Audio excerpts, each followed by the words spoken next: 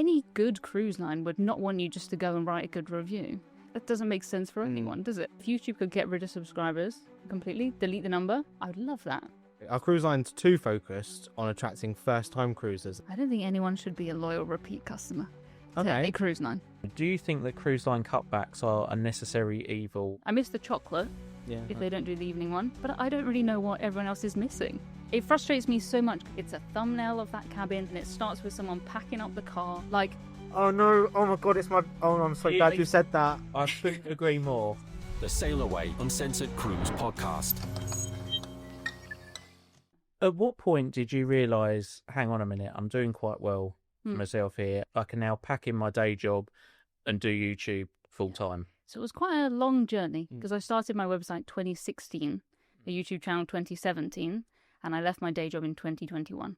I probably might have liked to in 2020, but that was not the year to give up. I had a steady job, an office job, working from home in the pandemic. Yeah. So I sort of thought, I'll sit tight. I'll try to build a business in the dark because it felt like, no one is advertising on cruise content. No one's booking cruises because we didn't know what was happening. But I had faith that we would cruise again. There were all those news stories that said, we'll never cruise again. It's done. We'll never travel. But thankfully, everyone came back. So yeah, start of 2021, I did the thing January 1st, resigning, making a guess really on when we would cruise again. I had a 3-month notice period. So I was guessing kind of hopefully April, and we cruised in May. So Yeah. I was pretty good. And I went on that first cruise, that MSC Virtuosa out of the UK. And haven't looked back since then. I've not regretted it. So it was a leap of faith, though. It was, but I think I was in a good position to do that. I'd been in that job 6 years, normal job, trying to save a bit of money in case the cruise industry didn't come back. But I didn't have anyone, there's no one relying on me at that point apart from my cat. It cost like £2 a week to feed the cat. Like worst case scenario, I would be fine. Yeah. It's not like I had to look after anyone else. So it was my decision. But also, I look back now and people say, oh, you're so brave to leave a steady job. That steady job, I mean, there's 2 people left out of a team of 24 that I started with. Now, I would have been made redundant about 3 times if I'd stayed in that steady job. Similar situation. Yeah, for me. Really. Yeah. So I gave up work first, Yep. and you followed about a year or so later. But you worked in HR for an investment bank, and you had meetings like with your manager, and they were like saying, this is where you need to be, like your career is here. I remember they didn't put like the fear into me, but it was that kind of like, I've studied to do HR for X amount of years and I've done it for so many years, and it was like, God, I'm again like taking like throwing it away. But I mean, I'm glad I did it. I mean, it paid off, doesn't it? Do you know what I mean? Yeah. So no, I still have all my insurance qualifications. God forbid we all fail at this. We can revert back to it. Exactly, but my work was not like that at all. When I said I was going to leave, they were like, "We're not changing your mind, are we?" Yeah, no. That was it. Yeah, like by that point they knew. So yeah. Originally, though, I believe you was called Cruising Isn't Just for Old People. Yes. So why did you change your name? Why did you do a rebrand? I mean, that was not a conscious thought. There was no business plan behind that. That was me and my brother on a Cunard cruise. We decided to make a website, and I thought it would be funny, and it was funny. And it does that, but that's not a good business name. You can't type it in one go. I can't. And the top search to my website was Emma Cruises. It didn't fit in a YouTube username for a start, so it never was on YouTube. And I stand by it. Cruising still isn't just for old people. I think Emma Cruises rolls off the tongue a bit. It does. It does. But when I sat on that Cunard cruise, I was not thinking I would be doing anything to do with this in years' time. I just, up until that point, I'd only cruised with Norwegian and MSC, very casual cruise lines. That's what I thought cruising was. And then I went on a Cunard cruise, and I was like, what on earth is this? I need somewhere to write my 7 things I should have known before this cruise. So that's why I started the website. It's interesting with rebrands, though, because, I mean, we've gone through with variations of rebrands. It was originally Cruise with Jay, Sail Away with Dan Jay, and then... I don't think you at the first stage. Yeah, we went through 3 different ones. And I remember each stage, though, it was like, do we? Don't we? But I mean, I don't think we'd rebrand again. No. This is it. When we spoke to like other creators who flirt with the idea of changing their name, I say go for it. Yeah, do it for sure. I think it's a scary thing for people to do. I think it's the best thing we did. Me too. But renaming, a Facebook group and stuff that people are used to, and they're like, what is this? What am I in? Obviously, for a while, it's a bit strange, but I think I did it as a bit of a transition. I didn't just scare anyone with it, because I had the YouTube channel, which was already Emma Cruises. Yeah. So you're one of the most trusted voices in cruising, I would say. How do you balance giving honest reviews to your viewers and managing relationships with cruise lines?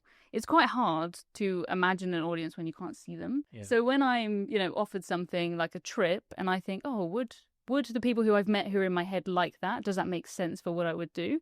And if yes, then I do it. If no, then not. Like, I don't really think too much more into it. I think the question I'm getting at, I think those that don't do content creation, I think there's certain types of people that are very sceptical of influencers. They always think that they're getting free cruises left, right, and centre, and you won't raise anything negative. It's biased and slanted. Yes, but I think what you're trying to say is like a bit of a balancing act. Yeah, I think so. I mean, any good cruise line would not want you just to go and write a good review, because that doesn't make sense for anyone, does it? I don't think. I mean, I think there are some cruise lines we've encountered where I do think they are only after a positive slant. We wouldn't get very far in the conversation.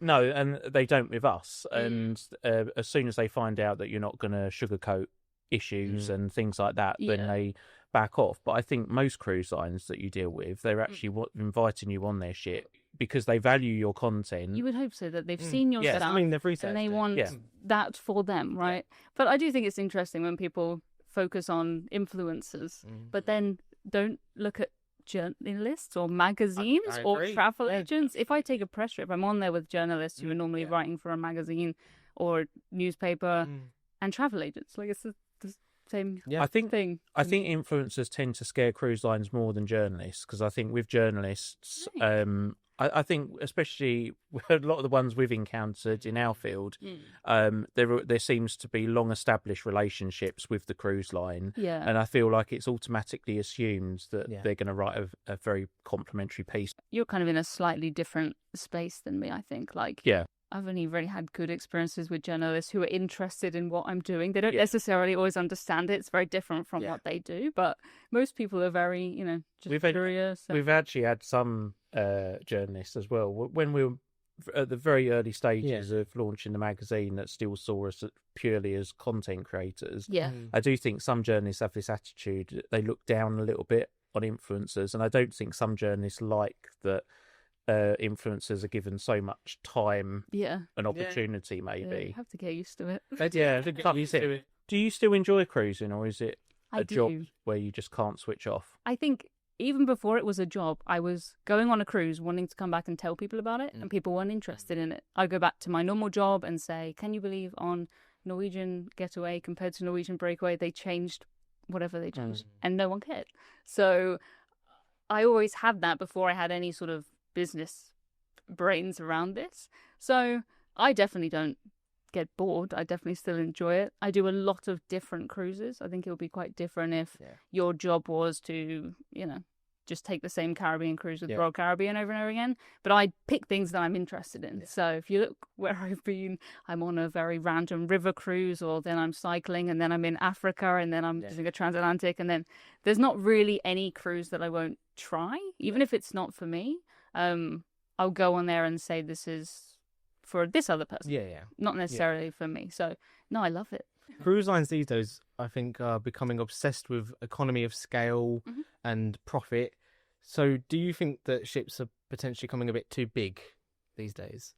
I don't think they're becoming too big for me, but I think for some people they are becoming too big, in that the ones that are smaller are more expensive. If you look at some people who've been cruising for, 30, 40 years, the things that they like are now more expensive. But it does make sense with economies of scale. I don't think you can argue with it. And if you look at a big ship, you can bring, I've taken my family, my nieces on cruises that were so cheap. And there's no way they could have been that cheap if it wasn't for being on one of these big ships. It just, it wouldn't exist. We wouldn't have gone. So I'm quite grateful to these big ships. But I do feel sorry for the people who, they don't want to walk the 18 flights of stairs. I think we are more in that category. I mean, if we didn't have to review like all different types of ships. Like if there was a preference, we'd go on smaller ships where it's more traditional. Yeah. And I do think that cruise lines are pushing people with those sort of tastes out as they're aiming for a younger demographic. It's just getting more luxurious. It's a luxury to have that taste, I think. It is. Yeah, and if you do want that traditional type of cruising experience, you have to pay a premium for it now. Looking at Azamara or something. Exactly. That kind of smaller. I mean, I like Fred Olsen. I think they do things very well, but they're not cheap. They're not cheap. No, they're not smaller. cheap. And yeah, even if you look at kind of cruise lines that have second-hand, like hand-me-down smaller ships. Yeah. Sometimes I like doing a Marella cruise, that kind of thing. But then they're not cheap. It's a different thing they're going after. It surprises me with Marella because sometimes people say to us, "Oh, do we recommend Marella?" And they think it's cheap, but it's not. If you're a family of 4, for example, you start tallying it up. It doesn't seem for kids. They don't really do that sort of third passenger discount. Yeah. But I did one. My most recent cruise was with Marella. It was £1,032 for 7 nights, including flights, transfers, drinks. Gratuities, which does sound reasonable, which is pretty. It's hard to, if you start adding all of those things yourself. Not that I would normally pay for an alcoholic drinks package anyway, and I don't think I get my money's worth out of it, but it's hard to argue with something like that. I think where they get people is families, because our friends the 4Bs, they've said the reason they haven't gone on Marella for so long is because they have to pay virtually the same price for a child as an adult, and it ends up costing $5 or $6 grand, which is a lot for a family. Whereas the one that always comes up cheaper, P&O. Yeah, or MSC. Which cruise line do you think is really getting things right at the moment? I'm going to go with Havila, which is an interesting choice. But I took a Norwegian ferry kind of trip with Havila. And it was just really well done. It was really interesting to be on a cruise. I was on for 4 days. Some people come on for half an hour. Some people come on for 1 day. Okay. But just to manage that is so tricky. Yeah. And they have ports, 7 ports a day. People getting on, people getting off. Sometimes you're there for 2 hours. Sometimes you're there for 20 minutes. But I just thought that's something so different. I've looked at their ships and they look very, very sweet. I was really impressed with the ships. I've never done Hurtigruten, and it's the similar route that they do. But even like the food, it was all kind of, you order loads of small dishes for dinner, and I just hadn't thought from a ferry. I was sort of expecting. It doesn't have a theatre with shows and stuff like that, but I was very impressed with it. My parents did Hurtigruten a few years ago, and it's one of the best holidays they've done. Like they did 36 ports in a week, I think, or something ridiculous. I really enjoyed that. Obviously, it doesn't suit everyone. If you want to go out, you can go and do an excursion and then meet the ship at the next place. Like that's fine. But for me, just running around for half an hour in a random place and being like, go, coat on, go, come back in, eat dinner, go again. Yeah. Like I find that. They actually told me that there was no entertainment on board other than the grumpy couple next to them. Spent the entire week complaining about how it wasn't like any other cruise they'd ever done. There's no theatre on here. Like, why isn't there a nightly turn down service? Why isn't there this? And it's just like, that's not what you booked. I want to say that a lot to people when they complain about things. I'm like, that's not. No one claimed that that's what that would be. Yeah. Right. Yeah. And I just thought, it's an interesting company. It's fairly new, and we really enjoyed it. We don't mind having a bit of a moan about things. I think we're quite well known for having a bit of a grumble about this, that, and the other.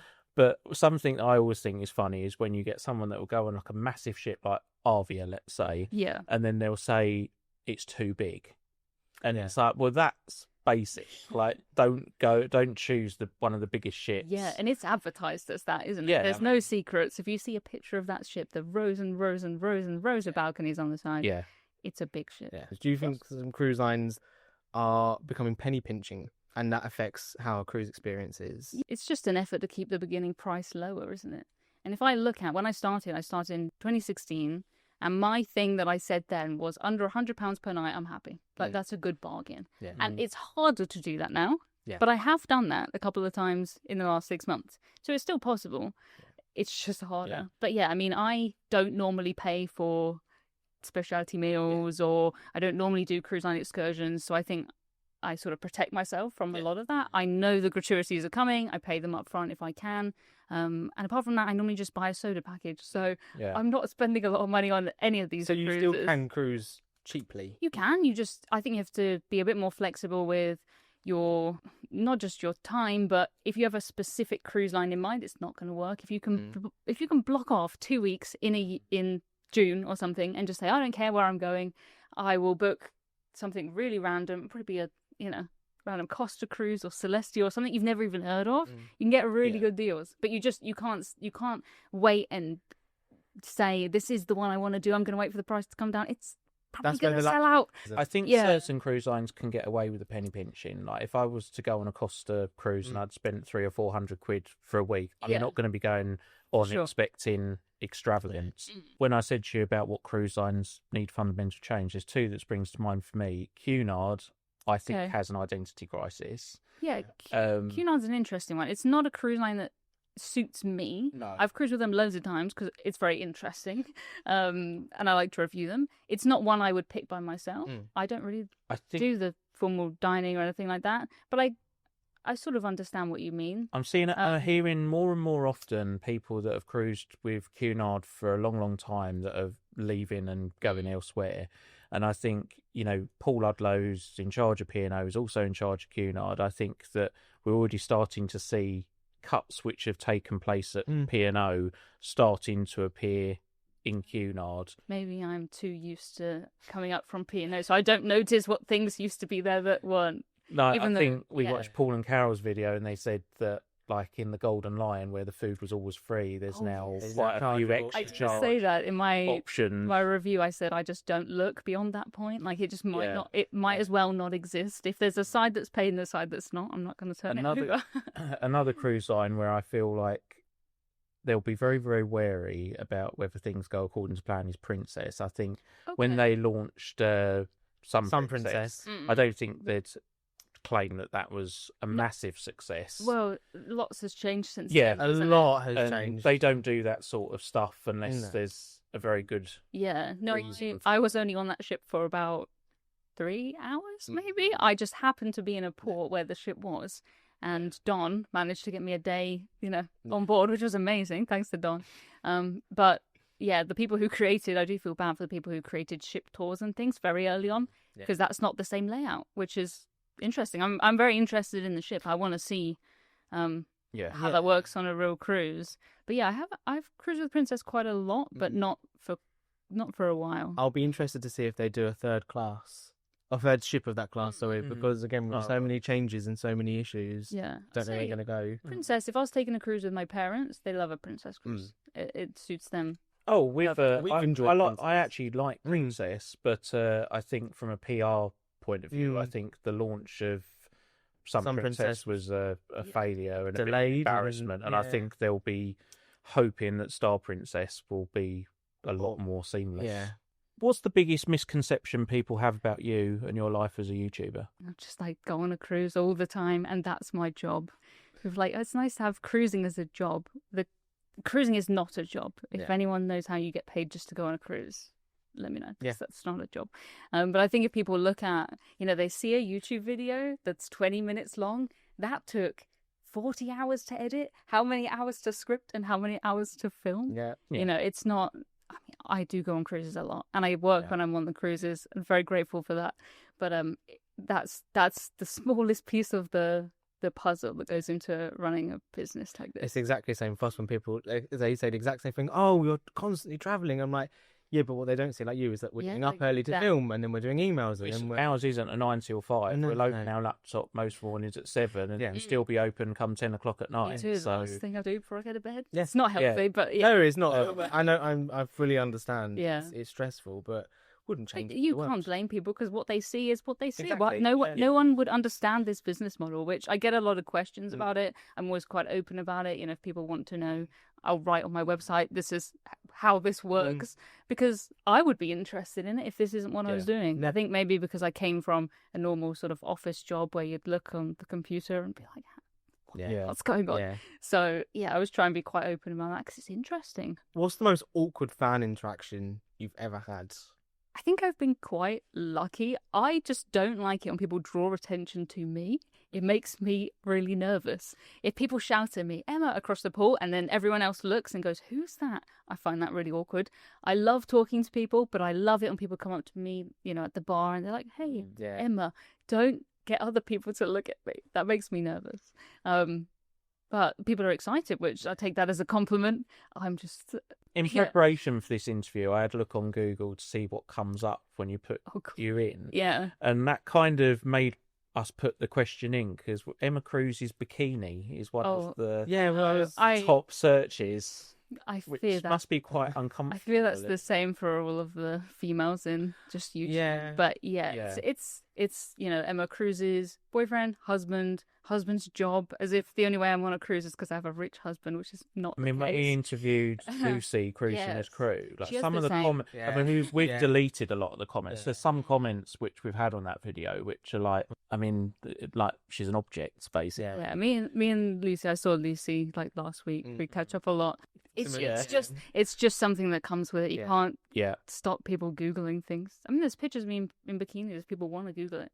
I put them on Instagram, like it's fine.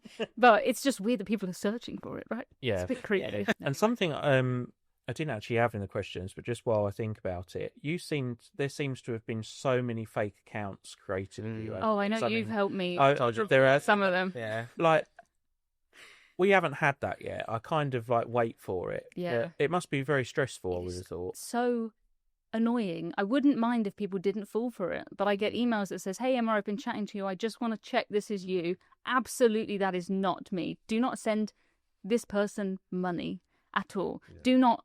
People pretend that I'm a travel agent and send me a deposit for a deal that's ridiculously good. Yeah. It's so frustrating because there's nothing I can do. I can report each one. A lot of the time, the account, they'll just say no violation anyway.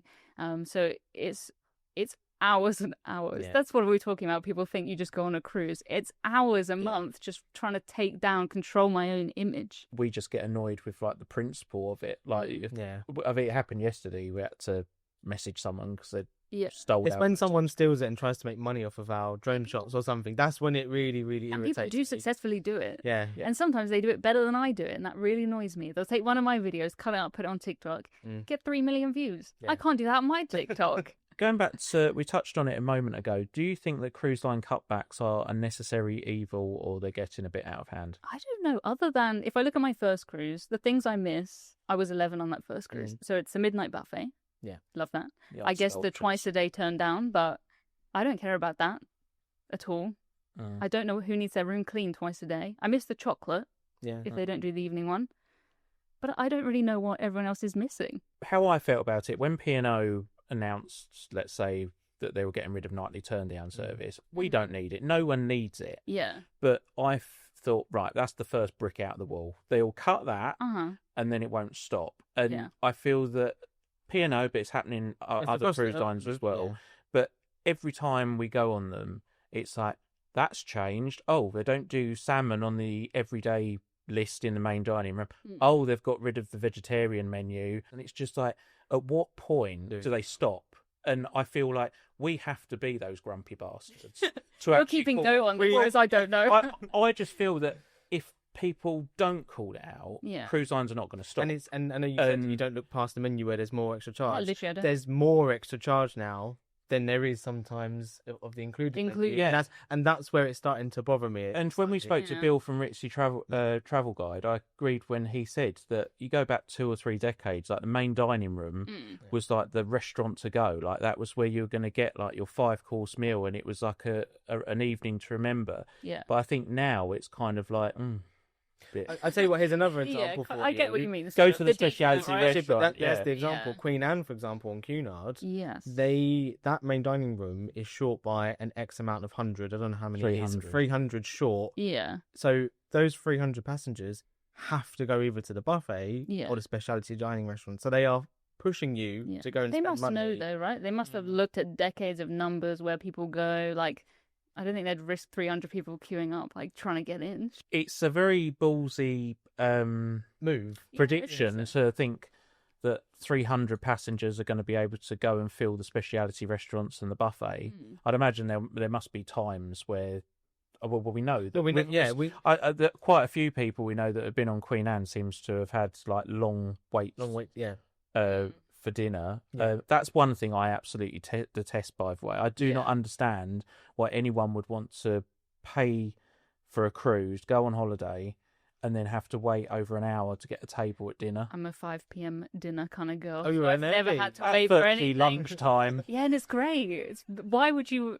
As soon as it opens, I'm there. So I've never had to wait for anything. Oh, we're like half eight. Yeah, we like a quite late dinner. Yeah. 5 o'clock. If it opens at 5, I'll be there at 5. At home, I'm like, if I can eat at 5:05, great. A lot of I can't comprehend that. I'm still by the pool. some cruise lines open at 5:30. If you're lucky. No wonder you want to go to the midnight buffet. Exactly. You must be The starving. food doesn't stop, so you just move. You would just eat something in the day to keep you going till dinner. I just eat dinner and then eat something again afterwards. And you never queue up because no one else is there. Problem solved. Problem solved. Yeah. Yeah. That's the thing, though. You can go on the same cruise. We could be on exactly the same cruise and not have the same experience because I might never go in a specialty restaurant at all, probably. You may never eat in the buffet and I might be there. That's one thing that does great sometimes when you get someone that comments on like your videos or ours, and they're making out as if what we're saying is going to be the exact same experience for them. We're just sharing what we had. I can't do anybody else's, right? Yeah, a similar thing where we did. Was it Paul? Remember we had someone comment about Paul and Carol once.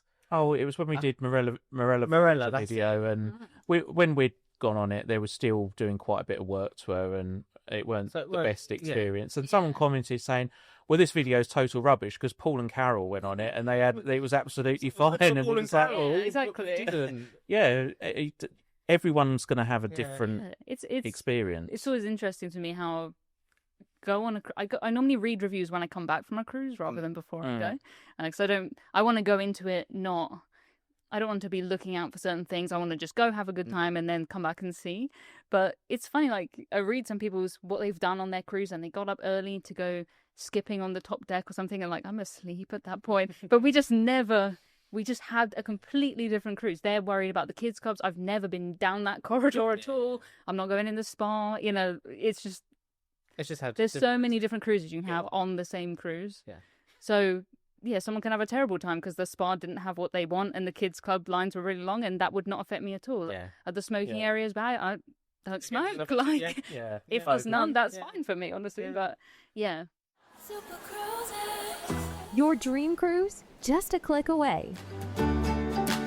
From luxury liners to no-fi cruises, supercruises.com makes booking simple and stress-free. Book now at supercruises.com and set sail on the trip of a lifetime. Get up to 10% off when using the code SAILAWAY10. Terms and conditions apply. Moving away topic slightly, so AI is becoming more embedded in people's lives as we're going forward, and so do you think this is becoming an issue? For example, AI producing inaccurate cruise information, fake content, changing how we make content in the future. In terms of news, yes, because I think there's always been people who I trust for the news. If they say it, if it's on this channel, I trust it 100% because I know they've done the research.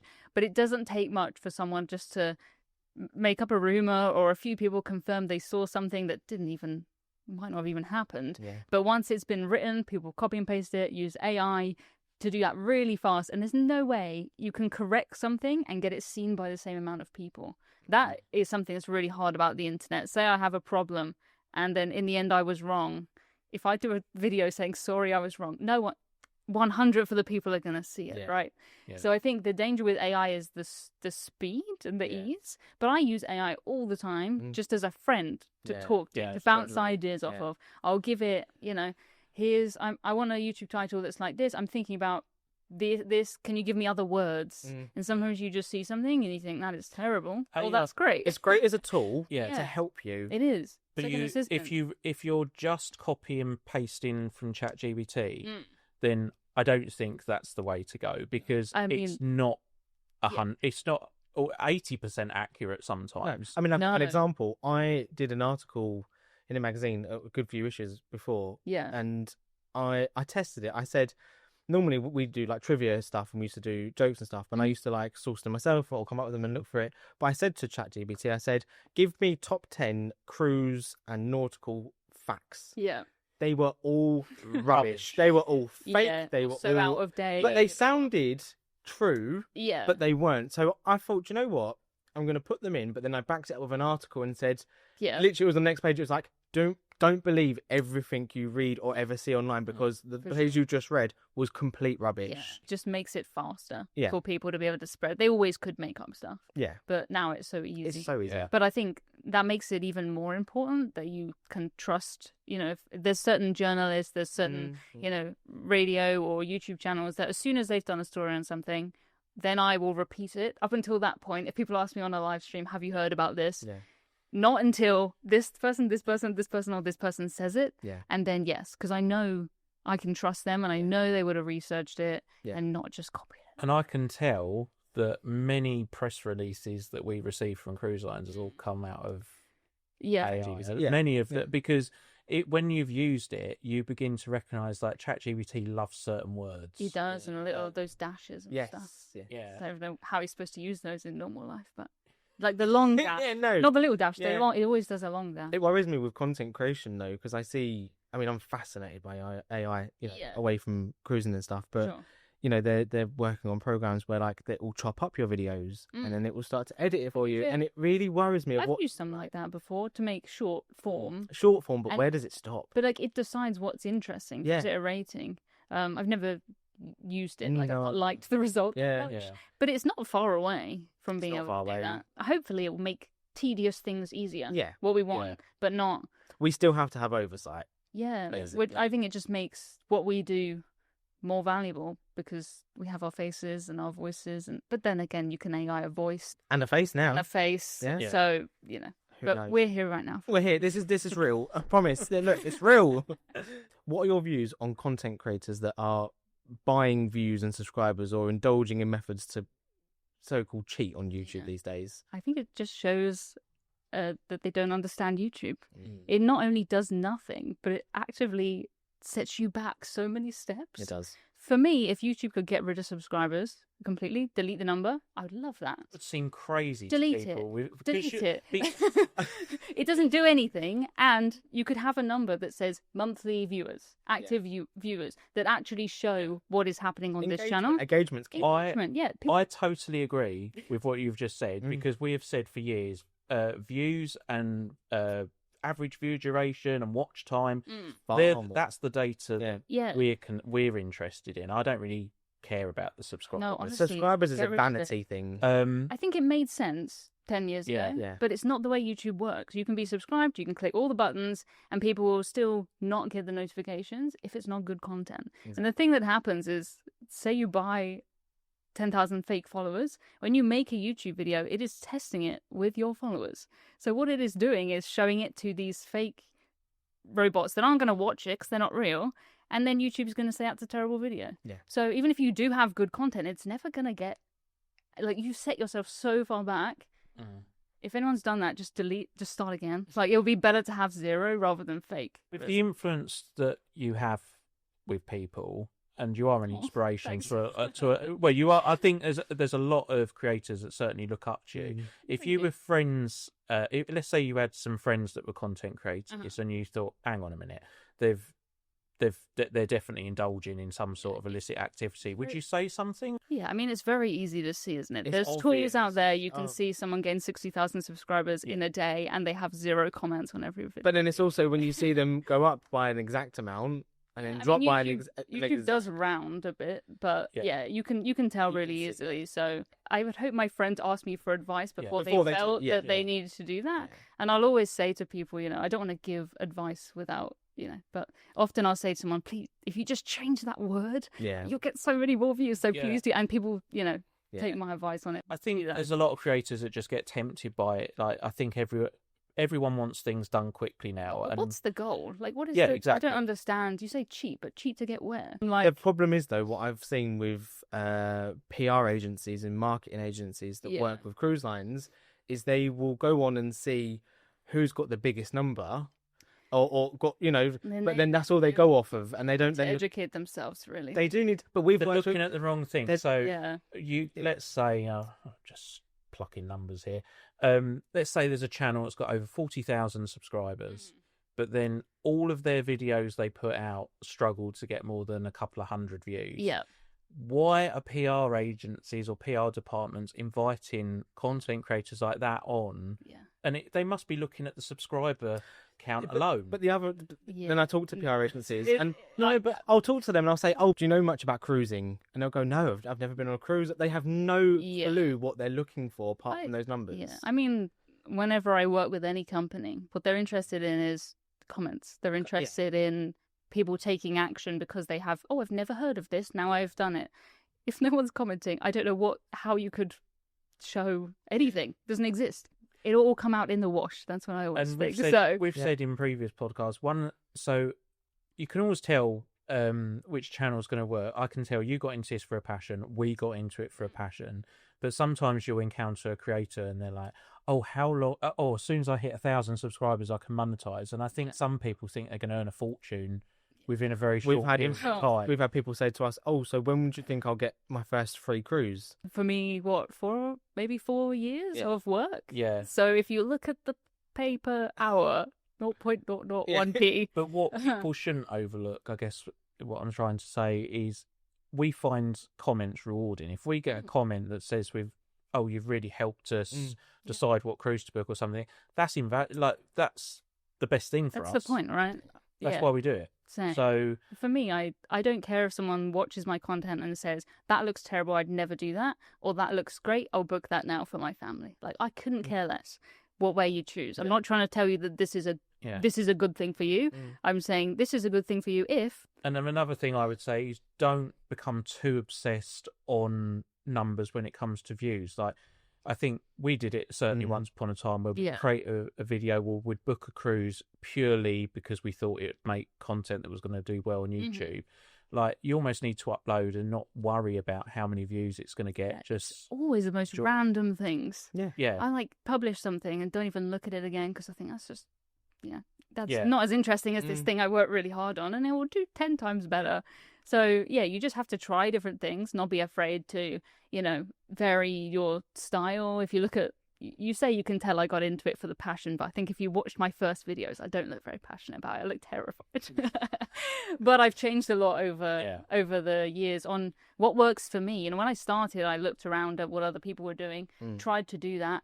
Did not enjoy it. I don't want to be sat in a buffet filming myself eating a sandwich. No. That's my worst nightmare. But there's videos like that where I tried. Yeah. And then I sort of... It's about finding what's right for you. What suits you, like what you would find important. My videos for me are, if I met a friend, they said, "Where have you been?" "Oh, I've been in Africa." "And why did you go?" "This is why. This is what it was like. I was worried about this, and this is what happened." Yeah. But don't make yourself. At the beginning, I used to go and do everything, like go in the gym. I never go in the gym on a cruise. I'm not going to pretend and try and. You can't be everything to everybody, but you attract people who are like you. I'm not going to review the cocktails because I don't really drink that much. When we interviewed Gary Bembridge, he said that he gets a bit frustrated with influencers that are always asking people to like and subscribe. You've just hinted that subscribers isn't important. But is there anything that influencers or content creators do where you're just like, just stop? It frustrates me so much because you can have really good content, and if you do this thing, no one's going to see it. But it's when you see a video, say I'm Googling Ocean View Marella Discovery 2 and I want to see that cabin. It's a thumbnail of that cabin. I click on it and it starts with someone packing up the car, like...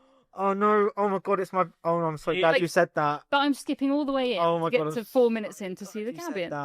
But the thing is that content can be really good 2 minutes in. I couldn't agree more. So it just frustrates me to see that you've just waited. And often it's like the bits that people like. It's the least enjoyable bit of the holiday. Like, why on earth would I want to accompany you into a service station? You're halfway to Southampton. I always scream at the telly, "Not the car, please, not the car." And like intros as well. Like, personally, I think intros are way... Oh, I used to have one for my cruise. We used to have one. People think, but I know that we skip them. Like, if I'm watching any sort of video, not just relating to cruising, if there's an intro, I'm skipping past. But I will always look at the data and I will see where people drop off. Sure. And I know that the opening is the most crucial part. Yeah. So starting in your car, a jingle, it's just, all that. Know why someone clicked on that and give it to them. And it's just frustrating because the actual content can be exactly what you're looking for. But if I've got to get there, I'm not going to get there. I don't have much attention. I think people look up to you because you're like top of the tree, let's say, but you're not arrogant with it. Whereas I think there's some in this hierarchy which, having met them, they are very self-righteous, entitled. Whereas I think we've seen that you're willing to help those that are starting out on their YouTube journey. That's because I like it. I think it's fun, right? That's why I started. So if I see someone else doing the same thing I'm doing, good for you. I think it's so interesting. It helps me to have, friends who know what the kids clubs are like, friends who do different things. It's not exactly a crowded space. I know it feels like there's a lot of creators, but how many people cruise a year? Yeah. And how many people watch my videos who don't cruise? I think 50% of them don't cruise. So that opens your audience to the entire world. So I don't think anyone needs to be worried about, another person my age from the same place. That's totally fine. I think it is very, very, very competitive. I think you are right. There's enough room for everyone. There is. But I think I'd urge people to try and maybe find their niche, work out what works. At the beginning, because the majority of people who watch my content are American. I don't know if you have mostly Americans. But at the beginning, I would not say my British phrases and things because I thought that people didn't want me to do that, but that turns out what people like. Yeah. So if you have something that's a bit different about you, like double down on it, don't hide it. If you cruise always solo, or you always have some, you don't like this or you do like this, go for that. Yeah. Go all in on it. I explain in every video a Britishism to someone because people kept asking me, what is a bin? Well, there we go. So something that cruise influencers always seem to end up doing is organising a group cruise. Mm-hmm. Is there a reason why you've not done one? I think 2 reasons. 1, 5 million people see my face a month. It's not a good idea to tell people where you're going to be, just for safety. And 2, I don't think it suits me as a person. I think I would be very stressed. I would feel guilty that I couldn't give everyone enough time. I meet tons of people on cruises now, and I really enjoy it. But that's just a normal cruise. I can't imagine how I want to go to bed at 9 p.m. I don't want to be entertaining. I don't think I'm ever going to be someone who puts together the little party bags and stuff. It's so good when people do that, but you can tell when you speak to them that that's their personality. It just doesn't suit me. Yeah. So it's you'd never. No, do I don't think I've ever considered it. I don't think. I just think I'd be so stressed, and it's supposed to be fun, right? Yeah. So I don't think it would. I'd love to meet people, but not in that capacity. Yeah, I think just when everyone's looking at me, it's the same thing. I would not want to do public speaking in any way. I don't want to go on the stage and do a Q&A and that's what people would want, understandably. But yeah, the pressure. I think we're like that. I've never craved fame. I haven't. No, I think the same. If I could go back and just change my face and have a different person on the entire YouTube channel, then I would do it. And that's why for so long we weren't in our videos. I didn't want to be famous. I didn't want to be known. Views weren't in them. We got in a lift on a cruise ship a few weeks ago on Ambience. Someone got in and it was just like, I watch your podcast. Oh, do you? Oh, which one? Well, you've done quite a few, haven't you? And it was and then he got out, and I was like, I don't know whether he was a fan or he was. It was nice. I have lots of nice ones like that. Someone just said to me the other day, "Thanks for Captain Hudson," and I was like, "Okay."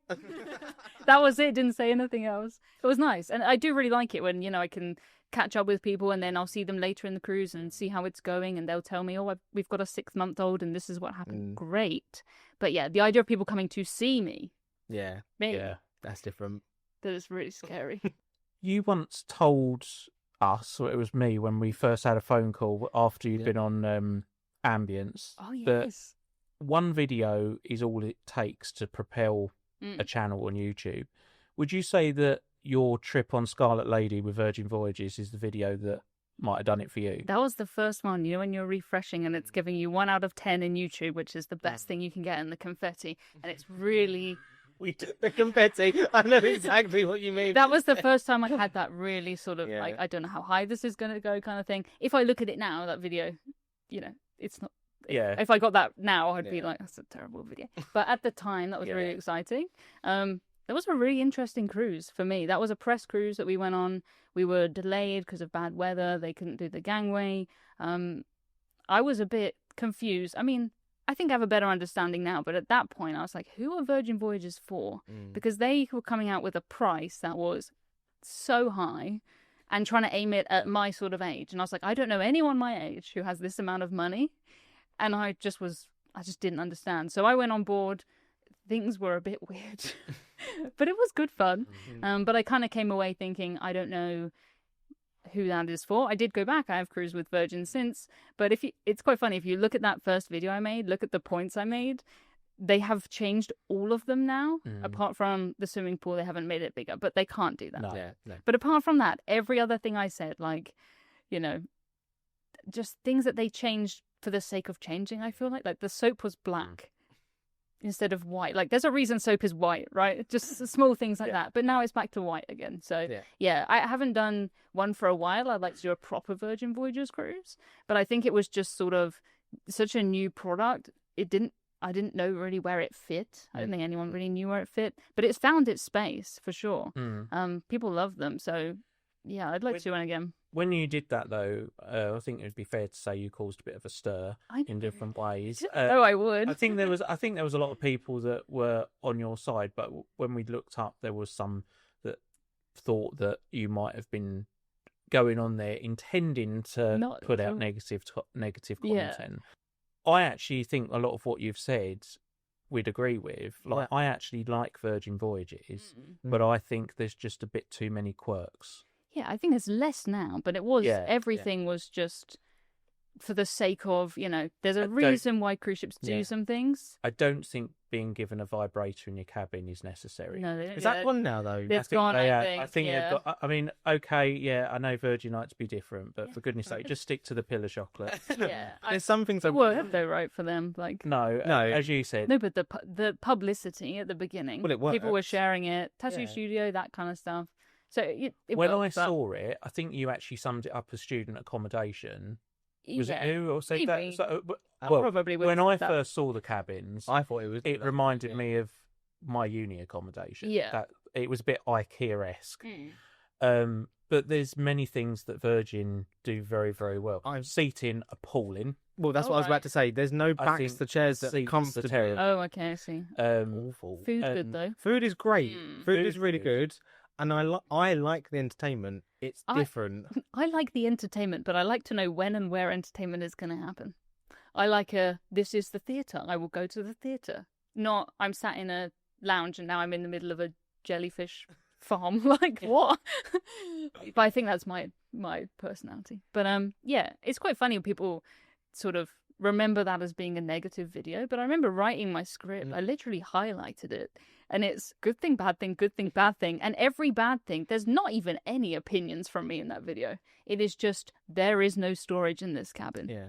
And now since they have added storage. So really, from what you're saying, was it more of when you were on there, you were thinking value for money here? Like, what they're charging a real premium? Yeah, I was just trying to work out who is this for? Like, what other cruise lines audience are they going for? Okay, who are they for now then, do you think? I think sort of a celebrity audience. Oh, really? Yeah, I think that's the closest in terms of passengers. Yeah. I'd agree with that, because I feel that we've been on Celebrity quite a few times. When you get talking to people, they usually say, oh, have you been on Virgin? Yeah. It's do like you think the food's good on here? Yeah. Virgin. Yeah. But I agree with every sentence in that video still. But they have changed almost everything about it, apart from the pool. Do you think you were very influential in that? I don't know. I mean, I think that you were. I think everyone else had the same thoughts as me. Maybe I said it first or loudest. Yeah. But I was not the only person who said those things. And yeah, it shows that they've changed it, right? But they would only do that based on passenger feedback. Yeah. So other people must have noticed there's no storage. If it was perfect, they wouldn't have touched it. Yeah. They wouldn't have touched it. Well, they made that pretty fast. You know, they did quite a good job popping up as a new cruise line. How do you handle trolls and offensive comments on your videos? I think I'm sadly quite used to it. Okay. So there's not really an insult that I've not seen 1,000 times before. Sometimes people are quite clever and they'll insult you, but using entirely nice words, which is impressive. Because if someone insults me with a new insult, I'll put it in the block list, you know. Yeah, I'm just unfortunately too used to it now, but I don't tolerate it at all. You know, if someone is in the comments being mean to someone else, like, you're hidden from my channel forever. The sort of people that leave comments like that are the sort of people that would never come up to you on a cruise and actually say that. You would hope not, I'd be arrested. Yeah. Is there a cruise line that pretends to be premium but is just dressed up a dressed up budget experience. I mean, you could pay a premium price for any budget line if you wanted to, right? Yeah. I'm always looking for the deal, so I would always be on the cheapest end of any cruise that I was on.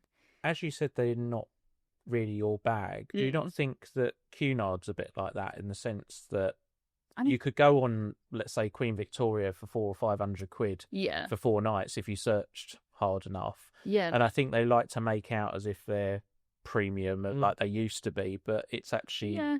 It's more mass market now, isn't it? I mean, I did a 3-night on Queen Anne. It was like £380 or something, which is the same as any mainstream cruise line.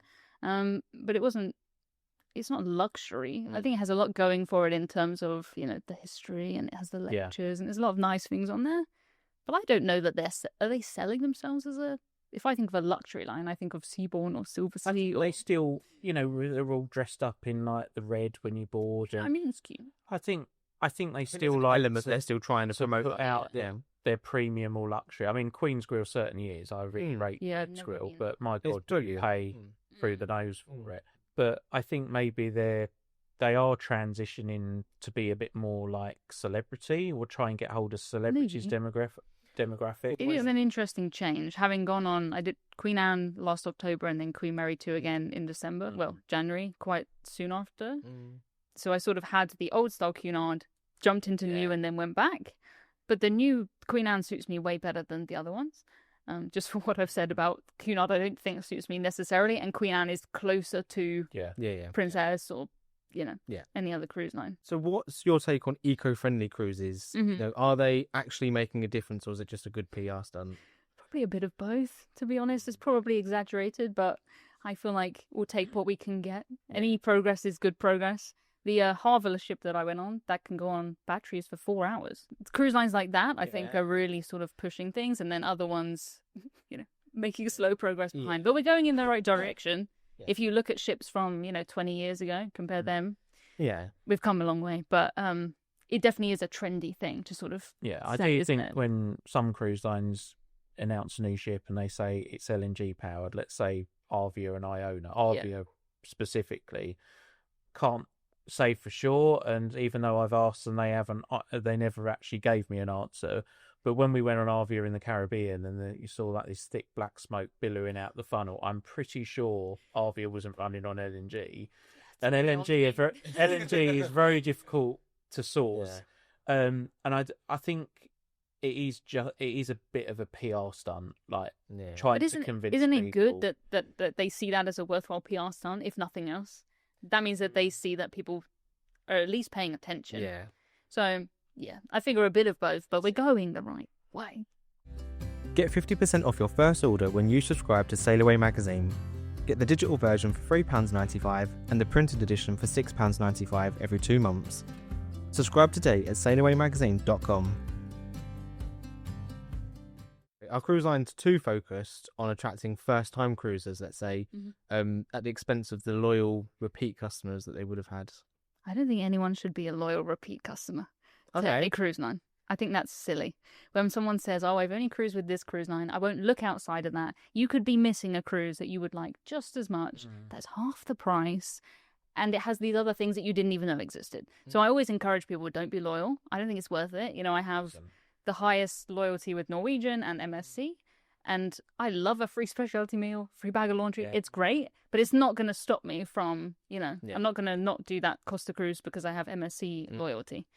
So probably like us, you actually enjoy cruising differently. Like I can fully appreciate a Royal Caribbean cruise, but then at the same time, I can absolutely love an Azamara cruise. Yeah, as long as you know what it is when you're going into it and you get what you paid for and what was advertised, that's sort of the main thing for me. But I mean, you can be a first-time cruiser with all these other cruise lines, even if you've cruised before. They're attracting from other cruise lines, I think. So, I would just recommend don't be loyal. I think I know what you're going to say to this one. If you could only cruise with one cruise line for the rest of your life, which would it be? I mean, if you look at my cruise history and the percentage of cruises I've done with one line is quite higher than any other. So probably we'll carry on. Probably Norwegian. Okay. Because the difference between the newest, biggest ones and the smallest, oldest ones, it's very, very different. So if you wanted to do, I feel like a nice, port intensive, Mediterranean cruise, you could do one of the older ships. If you wanted to do all of the flashy, go-karts and water slides and stuff, you have that as well. But it's also because my first cruise was with Norwegian. My first 5 were with Norwegian. Yeah. I tried MSC, then did 4 more with Norwegian. And so obviously that's my baseline. That's what I compare everything else to. That's what I thought cruising was like, which is why I was so confused when I went on the first Cunard cruise, which is literally going from one end of the scale to the other. Yeah. I think Norwegian, most relaxed cruise line, no formal nights, no rule dress codes. Cunard, the non-formal nights are pretty formal, and the formal nights, like, wear a prom dress. And also, I wouldn't want to pick a cruise line that was overly formal because some of my friends wouldn't want to come and get dressed up. And at least if you're doing one that's very casual and freestyle, you can still come and dress up, can't you? Yes, so definitely. I think my family they took me on all those Norwegian cruises when I was a kid. My friends would quite like it. So probably something like that. Is there a certain cruise ship or class of ship that you think is overhyped or ugly? In your opinion? I know you're an NCL fan, but I know you're can't say Norwegian Epic is beautiful. No, she just like she has sunglasses on, and they never made another one, did they? So I think they would agree. Okay. But they sort of used that ship to test out a lot of things that you can see on the other ships.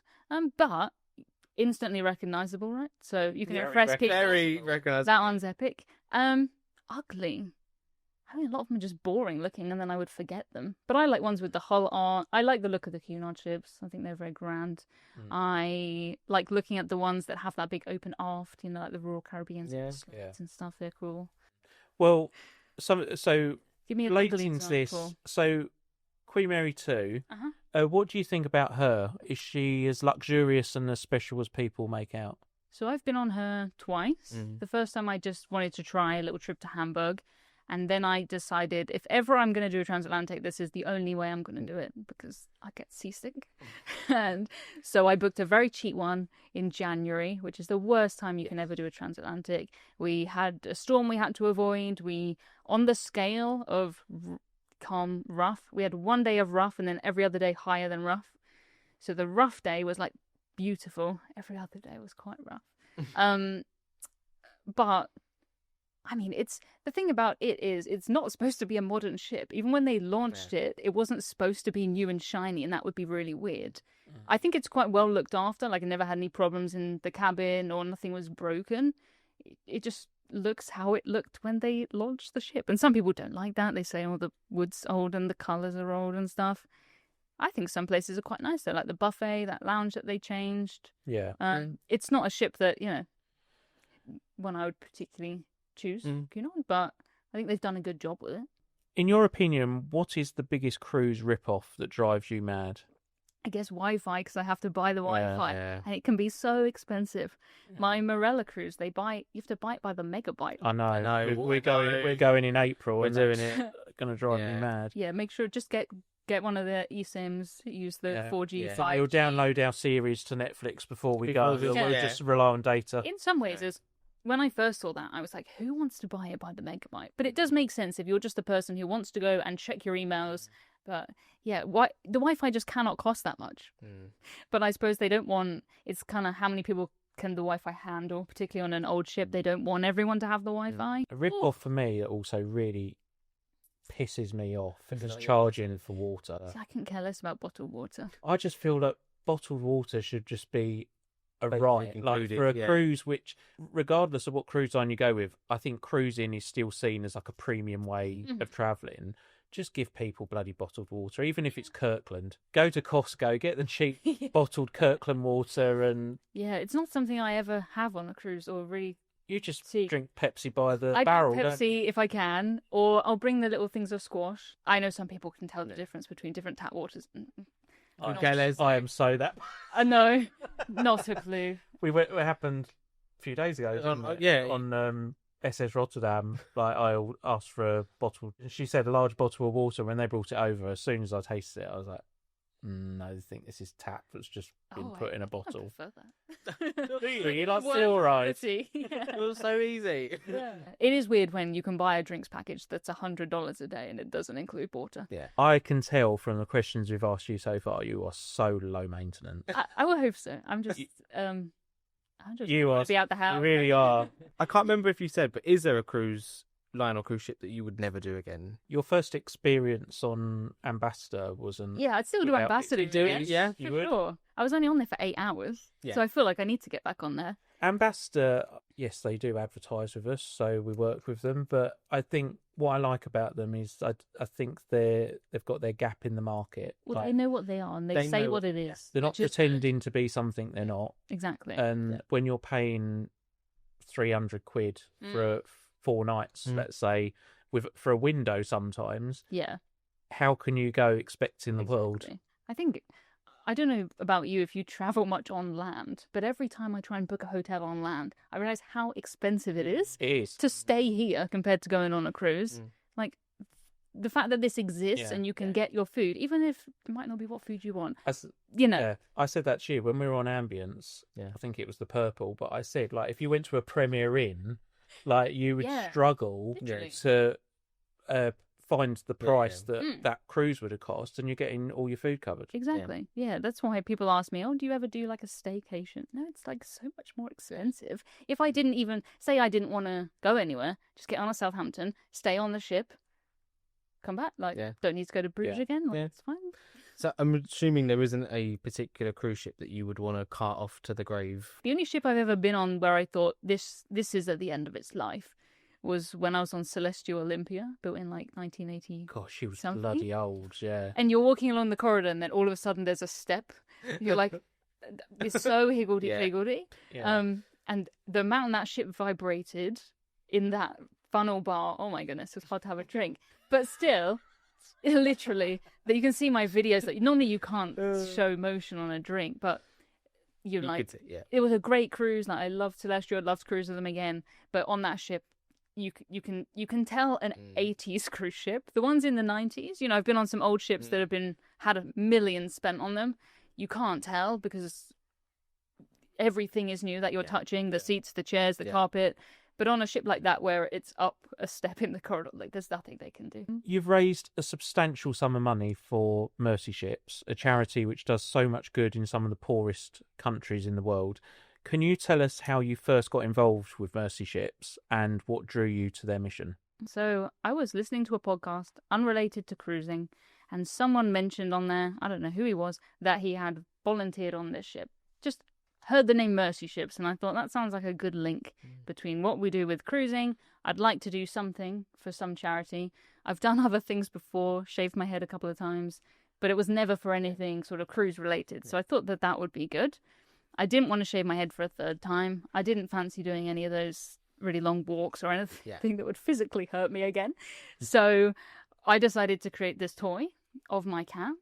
My real cat's called Hudson, and he used to come in the live streams and just sort of walk behind me, and people would say, oh, where's the captain today if he didn't come? So someone else came up with the idea, not me. It wasn't you? I don't know who was the first. Started calling him Captain Hudson. But I thought it would be cool to have a toy of him. Don't know who's going to buy a toy of a cat for a cruise channel. Bit random. But if we do it for charity, maybe someone will buy it. And we made the first version and sold 1,500 of them. Wow. The threshold that I needed to reach was 300 because it was kind of like a collect all the orders and then have it made. Yeah.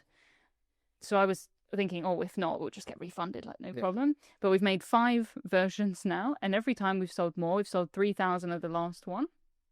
So I'm still waiting for all of the maths and everything on the last version. But in dollars, it's probably going to be about $150,000 in total. That's incredible. Which, it's a lot when you think about $150,000. But if you think where it's going to Sierra Leone, the average salary in Sierra Leone is $40 a month. You just can't get your head around. It's impossible to get your head around. But what Mercy Ships do, they have 2 ships, hospital ships. They go to a place that needs medical care where people can't get surgeries. The kind of surgeries we would get done, we wouldn't grow like up with these problems, but unfortunately they don't have any access to that medical care. So the ship will arrive. Everyone on there is a volunteer, not just the doctors, the nurses, the cleaners, and people are there for years, literally years. They even have a school on board for the kids of the volunteers. And they stop in a place for, right now, the one I was on, I visited in December. It's there till June, and then it will sail off again. So it does amazing things. It was quite a lot to take in. I went to Sierra Leone for 6 days. But when an email lands in your inbox that says, do you want to come to Sierra Leone? We want to show you, where the money's being raised. You can't say no. No. So no. At first, I'm like, where is Sierra Leone? Kind of Googling it. What do I need to get into Sierra Leone? Because a lot of vaccines and a lot of malaria How many medicine. vaccines did you have to have? Well, it cost me over £700. Oh, wow. Jesus. But when a hospital says to you, we recommend you have rabies vaccines. I have rabies vaccines. Like, I'm not getting rabies in Sierra Leone. It must have been a life-changing experience for you. Like what you just said about average wage is $40 a month. We can spend that in one order at Starbucks. So it's nothing. It's nothing, for sure. And it doesn't cost much to do things there. Yeah. Because, if they're fixing a child who has cataracts, who's going to go blind, we can sell 4 Captain Hudsons and fix a child's eyesight. Which is just so crazy to think about. But yeah, people take their Captain Hudsons, they take him on cruises, they take him, take pictures of him and spread the Mercy Ship's message, which is a reason why I thought I've got to go and make a video about it so that people know this is a legit thing for a start. Because up until that point, I've been like, trust me, guys, Sierra Leone and Madagascar, so the other ship is.